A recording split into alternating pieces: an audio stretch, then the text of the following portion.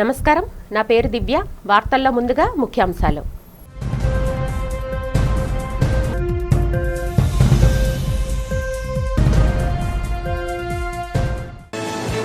చిత్తూరు జిల్లా యాదమరి ప్రజావేదికలో పాల్గొన్న ముఖ్యమంత్రి చంద్రబాబు రాష్ట్ర అభివృద్ధిపై మాట్లాడుతూ మాజీ ముఖ్యమంత్రి జగన్పై మండిపడ్డ సీఎం.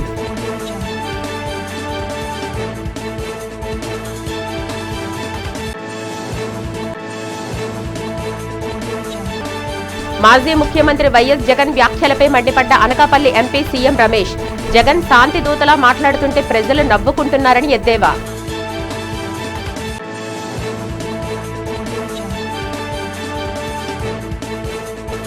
తమ అధినేత జగన్పై చంద్రబాబు చేస్తున్న విమర్శలను ఖండించిన వైసీపీ నాయకురాలు లక్ష్మీపార్వతి. రాయలసీమ ఫ్యాక్షన్ హత్య రాజకీయాలు, గన్ కల్చర్ కి చంద్రబాబు పాలనే సాక్ష్యమని వెల్లడి.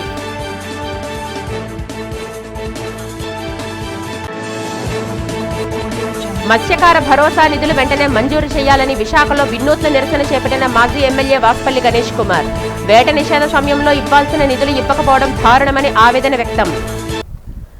చిత్తూరు జిల్లా యాదమరి ప్రజావేదిక కార్యక్రమంలో ఏపీ సీఎం చంద్రబాబు నాయుడు వైఎస్ఆర్సీపీ అధినేత జగన్మోహన్ రెడ్డిపై తీవ్రస్థాయిలో ధ్వజమెత్తారు.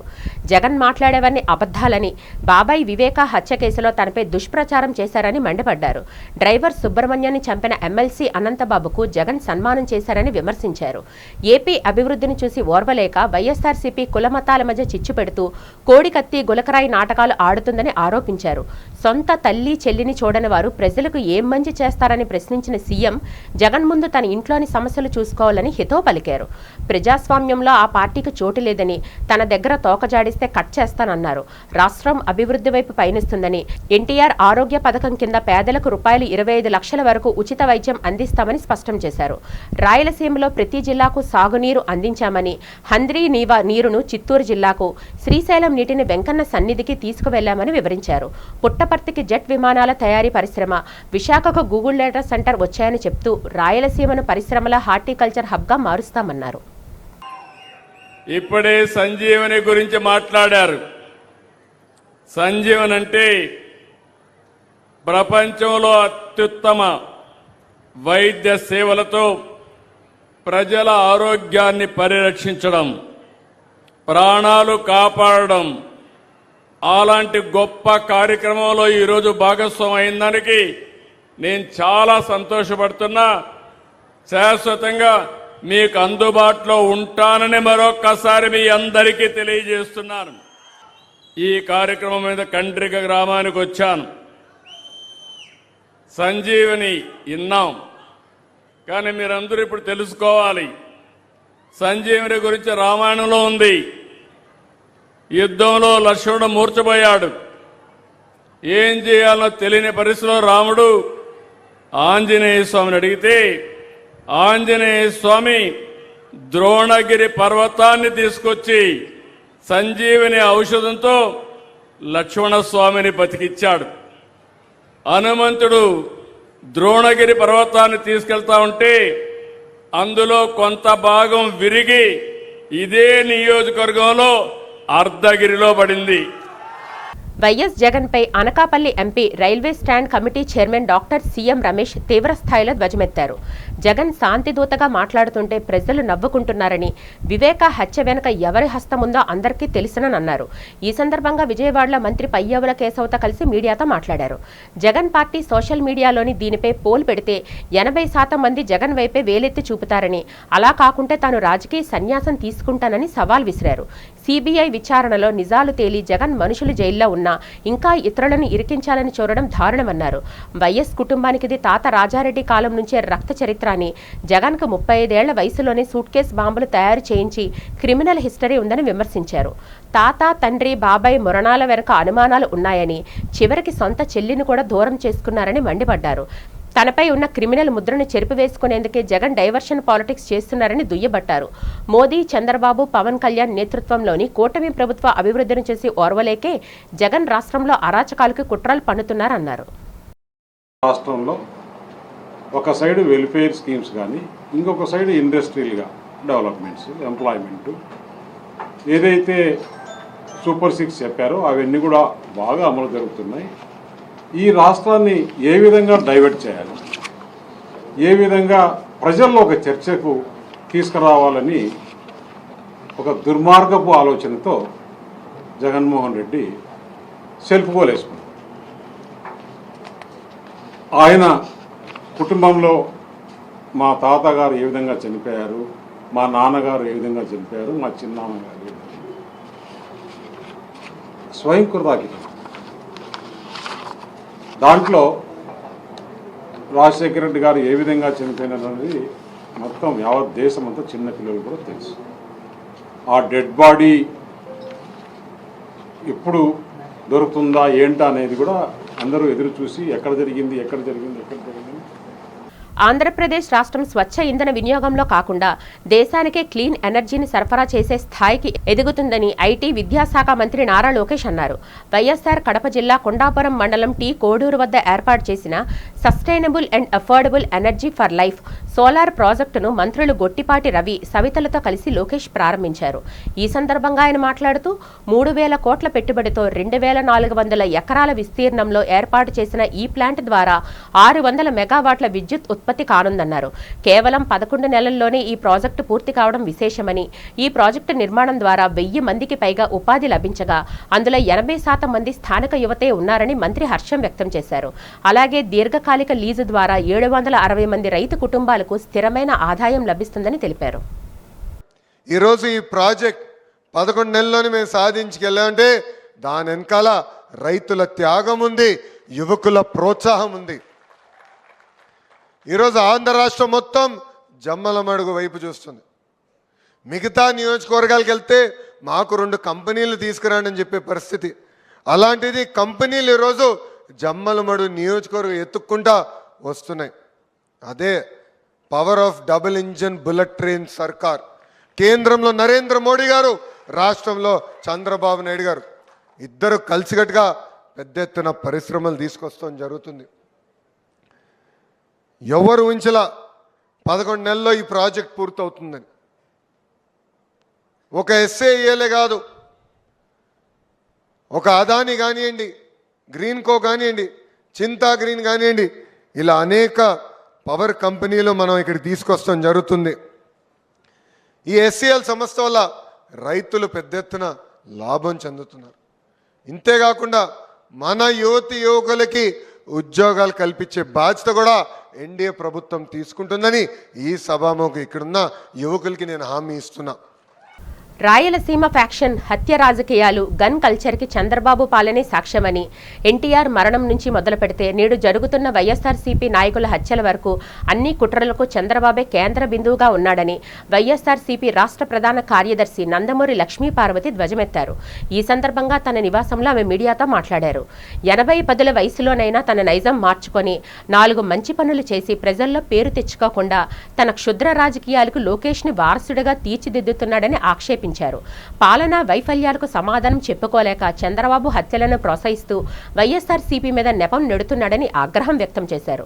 వివేకానందరెడ్డి హత్యను అడ్డం పెట్టుకుని వైఎస్ఆర్సీపీ మీద గొడ్డలి పార్టీ అని బురద జల్లుతున్న చంద్రబాబు ఆయన్ను దారుణంగా చంపారని ఒప్పుకున్న దస్తగిరికి న్యాయ సహాయం అందించడం లేదా అని ప్రశ్నించారు.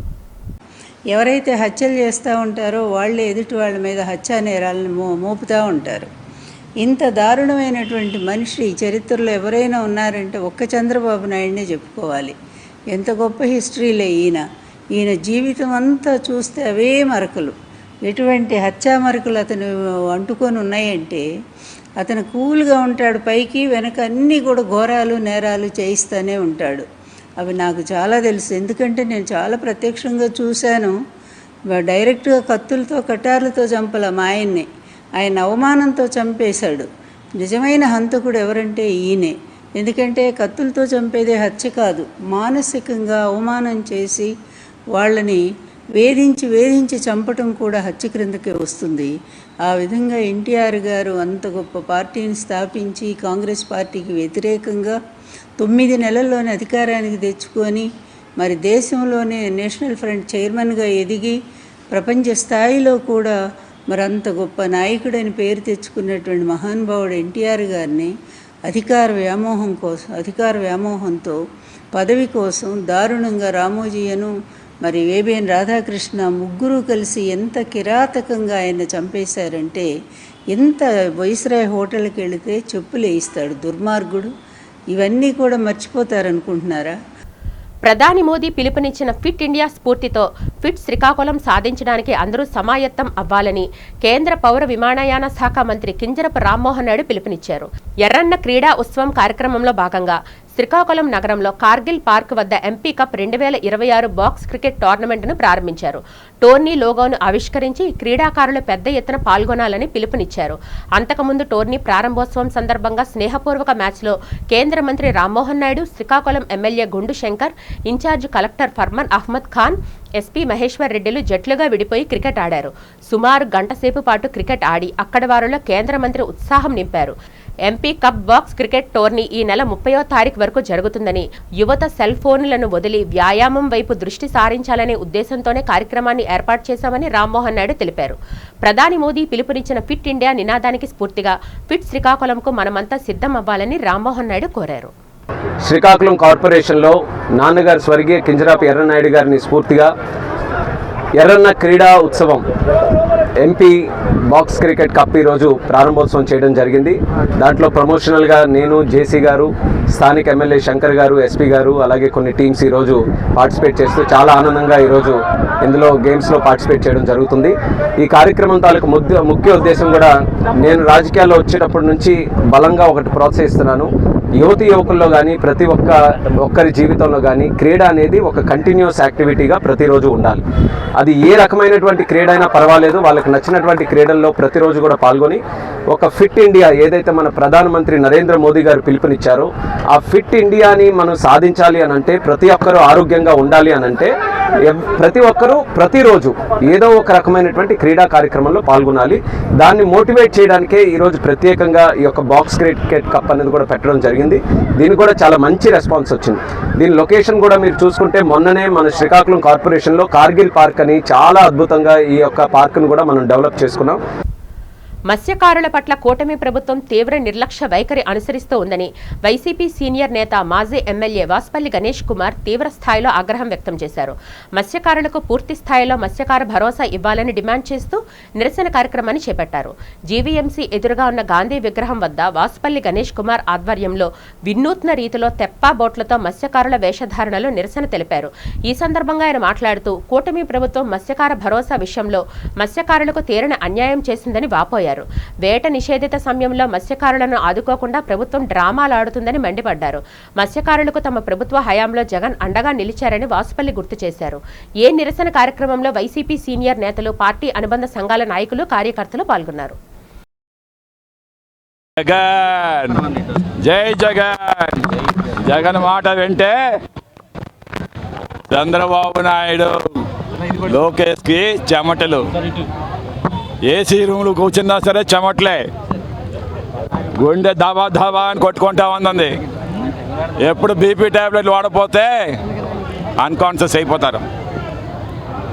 ఏంటండి అతనికి పరిపాలన? జగన్మోహన్ రెడ్డి గారు 10 ఫిషింగ్ హార్బర్లు నిర్మాణం చేసి మా మత్స్యకారులను ఆదుకుంటే, ఈరోజు నువ్వేమో చేప ముక్కలేమో ఎవరో ఇంటికి వెళ్ళి గ్యాస్ లేకుండా వేపేస్తే నేను నమ్మేస్తారా?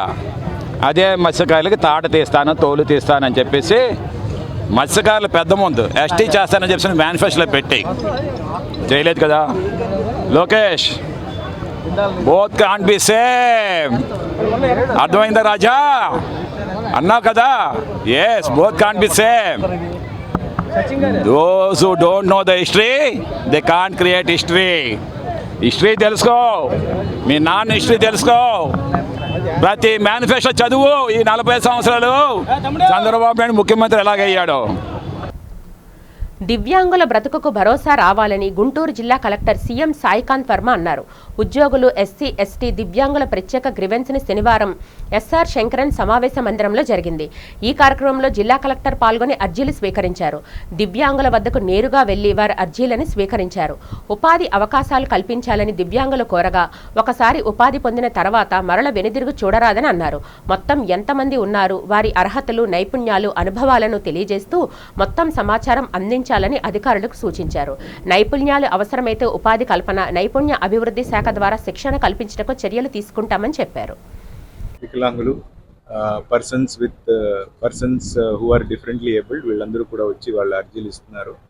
వాటిని క్వాలిటీగా డిస్పోజ్ చేసి వారికి అడిగిన ప్రభుత్వం నుంచి ఇచ్చే సహాయం కానీ పథకాలు కానీ అవి నేరుగా వారికి అందించే విధంగా మనకి గౌరవనీయులు మన రాష్ట్ర ముఖ్యమంత్రి వర్యులు ఆదేశాలు ఇచ్చారు. దానికి అనుసరించి ఈరోజు ఈ గ్రీవెన్స్ సెల్ ఏర్పాటు చేసి వారికి వచ్చే గ్రీవెన్సెస్ని ప్రత్యేక దృష్టితో జిల్లా అధికారులందరూ కూడా ముందుండి వాటిని రిజాల్వ్ చేసే దిశగా ముందుకు వెళ్తున్నాం. వాటన్నిటిని కూడా సక్సెస్ఫుల్గా రిజాల్వ్ చేసి వాళ్ళందరికీ ఉన్న ఇబ్బందులు తొలగించి రాష్ట్ర ప్రభుత్వం నుంచి ఇచ్చే సపోర్ట్ కానీ స్కీమ్స్ కానీ పథకాలని పూర్తి స్థాయిలో ఇంప్లిమెంట్ చేసే దిశగా మన గుంటూరు జిల్లా ముందుకు వెళ్తున్నాం. Thank you. ఈ సెల్ఫ్ ఎంప్లాయ్మెంట్కి సంబంధించి ఇప్పుడు చాలామంది కూడా దివ్యాంగులు కలిసి రిక్వెస్ట్ చేయడం జరిగింది. ఒకసారి వాళ్ళు దగ్గర నుంచి లిస్ట్ తీసుకొని ఎవరెవరు ఎటువంటి వృత్తులు చేయాలనుకుంటున్నారో ఆ జాబితాను తీసుకొని మనకి విమెన్ అయితే ఎస్హెచ్జి గ్రూప్స్ ద్వారా, అదే మగవాళ్ళు అయితే మనకి స్కిల్ డెవలప్మెంట్ మరియు డిస్ట్రిక్ట్ ఎంప్లాయ్మెంట్ ఆఫీసర్ ద్వారా వీళ్ళందరికీ కూడా ఒక ప్రత్యేకమైన దృష్టి పెట్టి వారికి స్వయం ఉపాధి కానీ లేదా ప్రైవేట్ కంపెనీస్లో కూడా ఉద్యోగ అవకాశాలు, ఉపాధి అవకాశాలు ఏ విధంగా కల్పించవచ్చు అనే దిశగా కూటమి ప్రభుత్వ హయాంలో రాష్ట్రంలో మహిళలు, బాలికలకు రక్షణ కరువైందని వైఎస్ఆర్సీపీ మహిళా విభాగం రాష్ట్ర అధ్యక్షురాలు ఎమ్మెల్సీ వరదు కళ్యాణి తీవ్ర ఆగ్రహం వ్యక్తం చేశారు. విశాఖపట్నం మద్దెలపాలెంలో పార్టీ కార్యాలయంలో ఏర్పాటు చేసిన మీడియా సమావేశంలో ఆమె మాట్లాడారు. హోంమంత్రి వంగలపూడి అనిత సొంత నియోజకవర్గమైన పాయకరావుపేటలో 11 ఏళ్ల దళిత మైనర్ బాలికపై దారుణంగా హింసకు పాల్పడడం రాష్ట్రాన్ని కలిచివేసిందన్నారు. ఇంత పెద్ద అమానుషం జరిగిన సొంత నియోజకవర్గ బాధితులను పరామర్శించేందుకు హోంమంత్రికి సమయం లేదా అని ప్రశ్నించారు. చంద్రబాబు ఫెయిల్యూర్ సీఎంగా, అనిత అసమర్థ హోంమంత్రిగా మిగిలిపోయారని విమర్శించారు.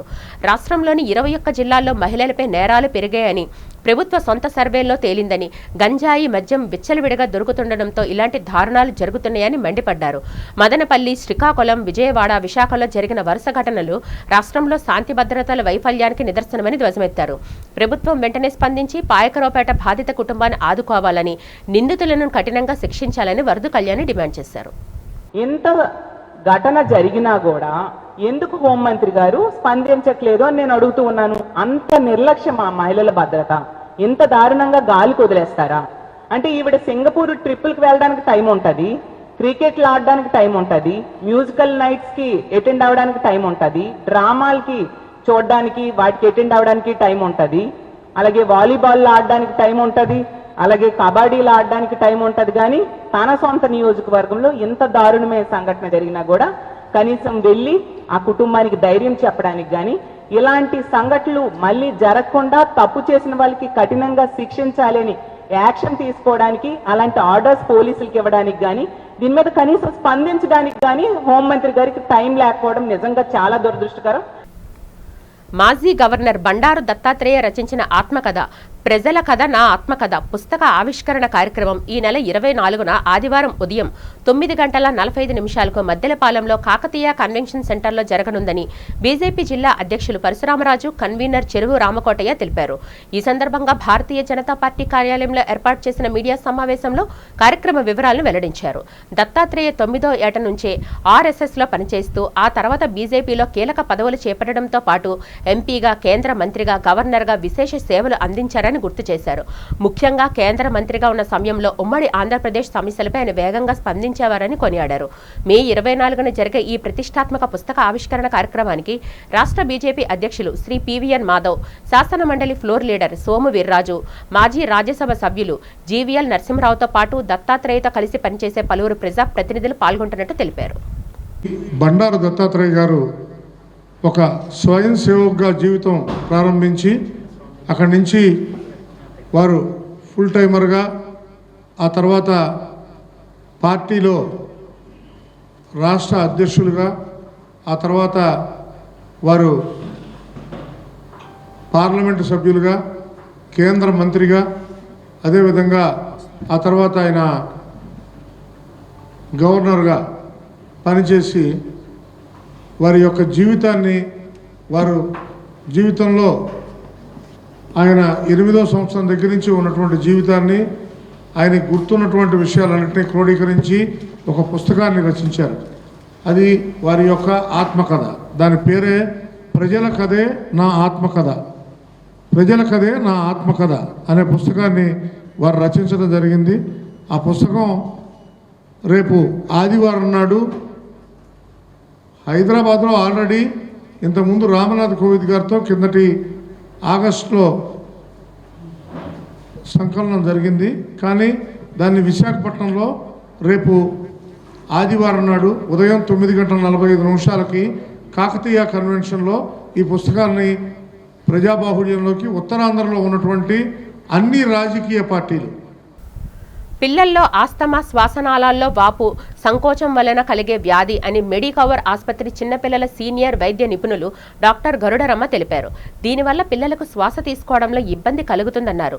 ఆసుపత్రిలో జరిగిన మీడియా సమావేశంలో ఆమె ఆస్తమా వ్యాధి లక్షణాలు తెలియజేశారు. ఊపిరి పీల్చేటప్పుడు వీస్ శబ్దం రావడం, తరచుగా దగ్గు రావడం, రాత్రి సమయంలో ఛాతి బిగుసుకుపోవడం, త్వరగా అలసిపోవడం జరుగుతుందన్నారు.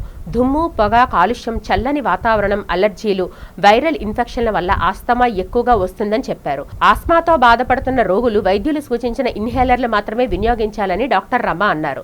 కాలుష్యానికి, దుమ్ము, పొగకు కాస్త దూరంగా ఉండాలని, సమతుల్య ఆహారం తీసుకుంటూ ఎక్కువ నీరు త్రాగాలని సూచించారు. ఇన్హేలర్ వాడిన ఉపశమనం లేకపోతే వైద్యులను సంప్రదించి చికిత్స పొందాలన్నారు.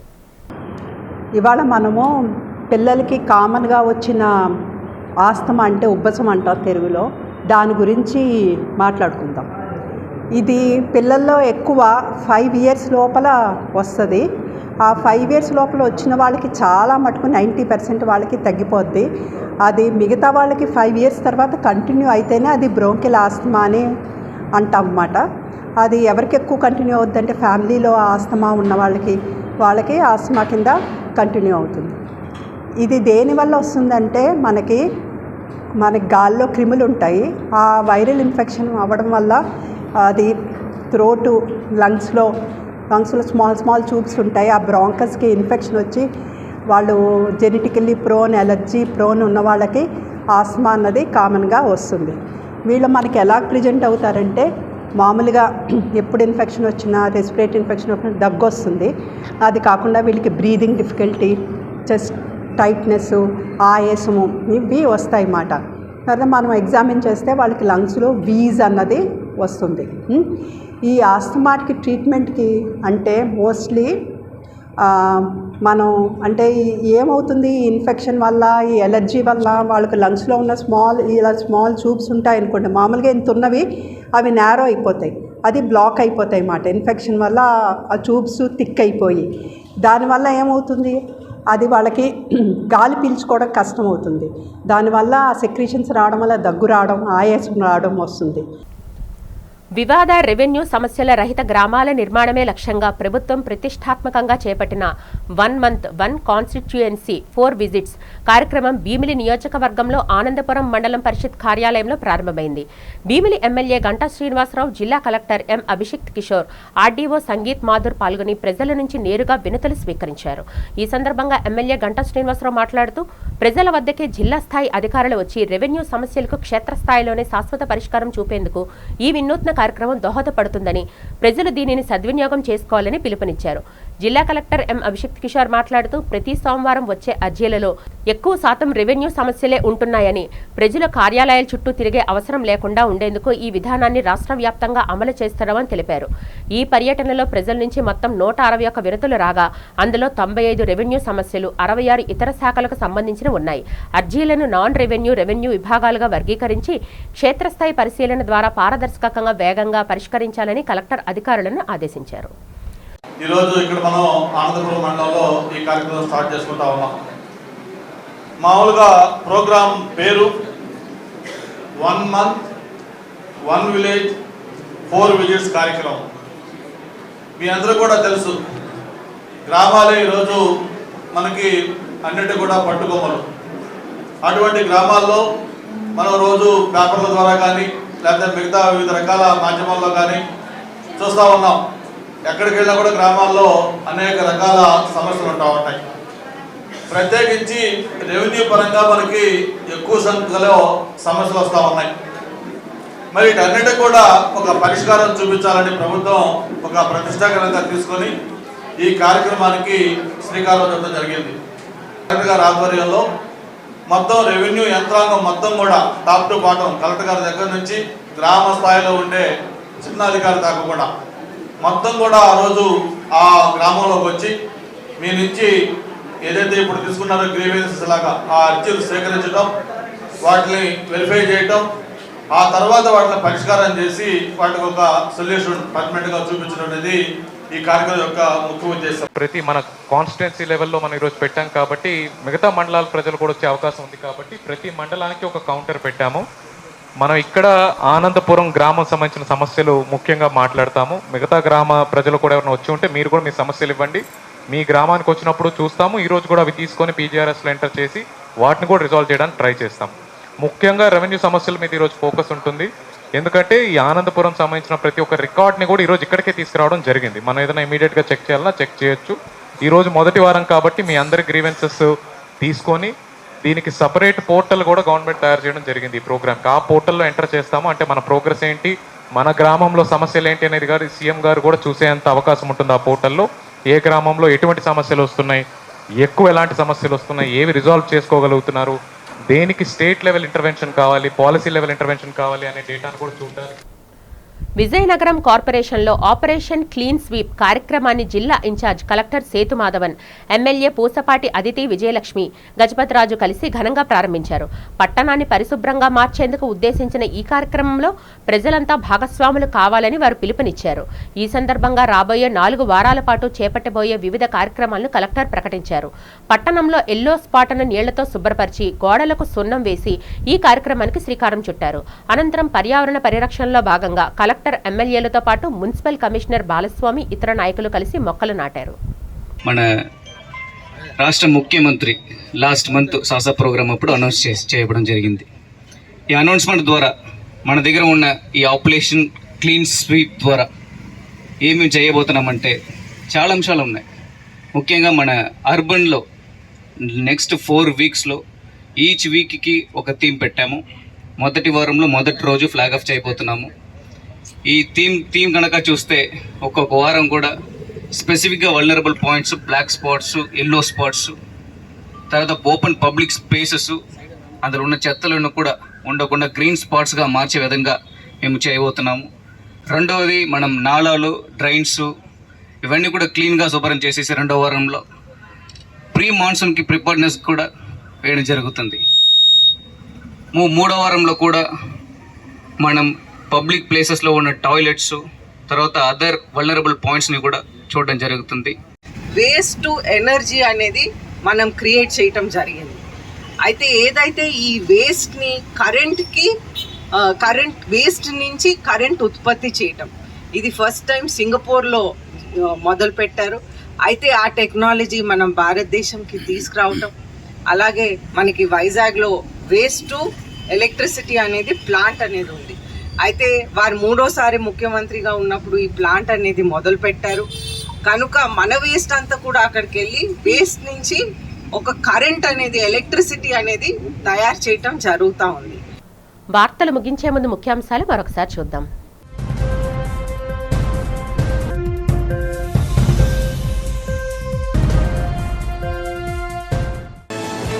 చిత్తూరు జిల్లా యాదమరి ప్రజావేదికలో పాల్గొన్న ముఖ్యమంత్రి చంద్రబాబు రాష్ట్ర అభివృద్ధిపై మాట్లాడుతూ మాజీ ముఖ్యమంత్రి జగన్పై మండిపడ్డ సీఎం.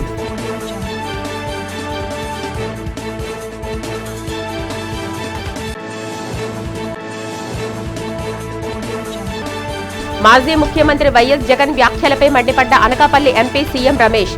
జగన్ శాంతి దూతలా మాట్లాడుతుంటే ప్రజలు నవ్వుకుంటున్నారని ఎద్దేవా.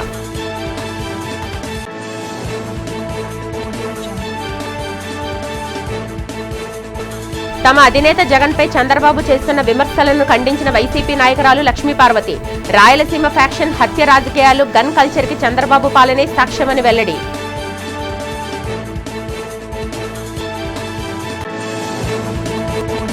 మత్స్యకార భరోసా నిధులు వెంటనే మంజూరు చేయాలని విశాఖలో వినూత్న నిరసన చేపట్టిన మాజీ ఎమ్మెల్యే వాస్పల్లి గణేష్ కుమార్. వేట నిషేధ సమయంలో ఇవ్వాల్సిన నిధులు ఇవ్వకపోవడం దారుణమని ఆవేదన వ్యక్తం. ఈ వార్తలు ఇంతటితో సమాప్తం. నమస్కారం.